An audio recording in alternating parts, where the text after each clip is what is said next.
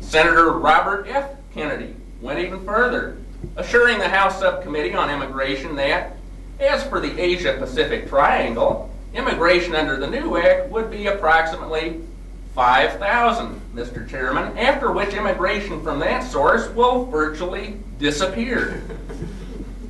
His brother, Senator Edward Kennedy, the Senate... Oh, come on, we can do better than that. Doesn't that make you feel better? His brother, Senator Edward Kennedy, made this statement in favor of the new law. What this bill will not do: first, our cities will not be flooded with 1 million immigrants annually. Secondly, the ethnic mix of this country will not be upset. Contrary to the charges in some quarters, S-500 will not inundate America with immigrants from any one country or one area, or the most populated and economically deprived nations of Africa and Asia.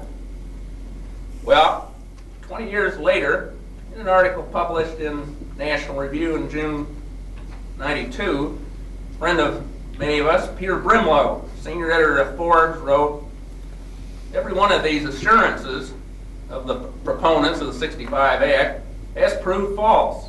Immigration levels did surge upward. They are now running at 1 million a year. Immigrants do come predominantly from one sort of area.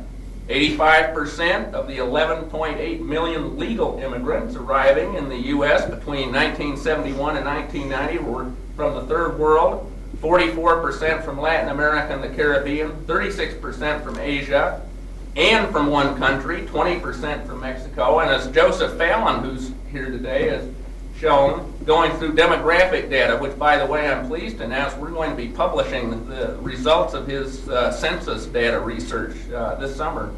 As Mr. Fallon pointed out this morning, much of the so-called European, the 10%, is actually not European immigration at all. It's trampoline immigration from first up third world countries and coming through Western Europe.